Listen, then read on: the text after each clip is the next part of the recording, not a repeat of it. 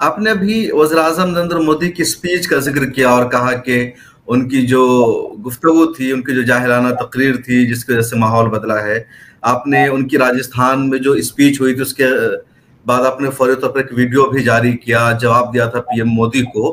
حالانکہ پی ایم مودی نے پچھلے دنوں ایک انٹرویو میں کہا کہ مجھے جان بوجھ کر بدنام کیا جا رہا ہے، اگر میں ہندو مسلمان کروں تو عوام کے بیچ رہنے کے میں لائق ہی نہیں ہوں، میں کبھی ہندو مسلمان نہیں کرتا ہوں، مسلمان میرے اچھے دوست ہیں، پڑوسی ہیں، عید کے موقع پر میرے گھر کھانا نہیں بنتا تھا، مسلمانوں کے گھر سے آتا تھا، تو اچھے رشتے ہیں، اور ہمارے مخالفین نے گودھرا سانحہ کے بعد مجھے بدنام کیا ہے.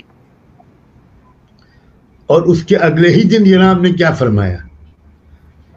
ایک دن بھی پیٹ میں یہ بات رک نہیں سکی، اور اگلے ہی دن انہوں نے پھر اس کے بعد پھر ایک اور الیکشن ریلی میں خطاب کرتے ہوئے پھر وہی ہندو مسلم کا مسئلہ چھیڑ دیا. نریندر مودی صاحب کا پورا کیریئر اس بات کی دلیل ہے، ان کا وجود ہندو مسلم جھگڑے کی بنیاد پر ہے. اگر وہ وزیر اعلیٰ گجرات کے نہ بنے ہوتے اور انہوں نے گودھرا اور اس کے بعد کے وہ سارے واقعات رونما نہ کیے ہوتے تو وہ گجرات کے وزیر اعلیٰ بھی نہ رہتے، نہ بنتے، چاہے جائے کہ ملک کے وزیر اعظم. ان کی تو پوری سیاست اسی کے اوپر مبنی ہے. وہ ان کی صفائی کو کون قبول کرے گا؟ اور اس لیے وہ ایک دن بھی قائم نہیں رہ سکے اس صفائی پر. بہت ہی ناقابل اعتبار شخصیت ہے. ان کے بارے میں تو جھوٹ کا جو ریکارڈ ہے وہ تو اب شاید گنتی سے بھی باہر ہو گیا ہے. کس قدر غلط بیانی وہ کرتے ہیں یہ بات ملک کے ہر شخص کو معلوم ہے، اور کوئی اس کو ڈیفینڈ نہیں کر سکتا. خود بی جے پی کے اندر ایسے لوگ ہیں جو آف دا ریکارڈ بہت پریشانی کا اظہار کرتے ہیں، لیکن مجبور ہے وہ کچھ کہہ ہی نہیں سکتے. تو جب P M Modi public rally میں کہتے ہیں کہ دیش کی سمپتی پر مطلب ہندوؤں کا حق نہیں مسلمانوں کا حق ہے، پچھلی سرکار نے ایسا کہا، یا چھین لیا جائے گا، یا ریزرویشن ہم نہیں لینے دیں گے مسلمانوں کو، مسلمان زیادہ بچے پیدا کرتے ہیں، اس طرح کی تمام باتیں، لیکن انٹرویو میں وہ صفائی دے رہے ہیں. تو ضرورت کیا پڑی ہے مودی صاحب کو یا بی جے پی کو اس طرح کی صفائی دینے کی؟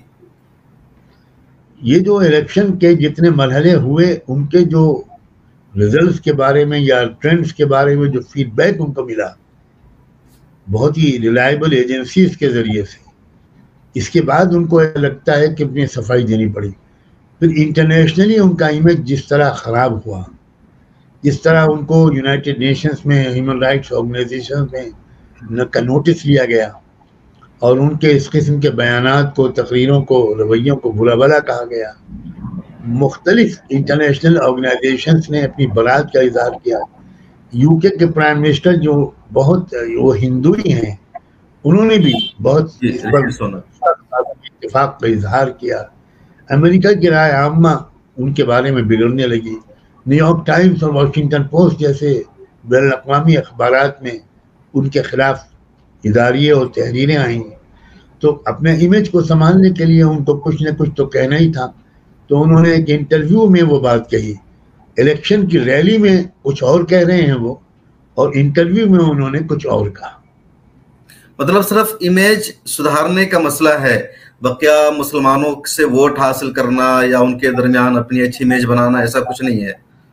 میں سمجھتا ہوں اتنی امید کرنے کی حماقت تو وہ نہیں کریں گے. مطلب وہ ابھی بھی اس اسٹینڈ پر قائم ہے کہ مسلمانوں کا ووٹ نہیں چاہیے ہمیں. بالکل بالکل بالکل.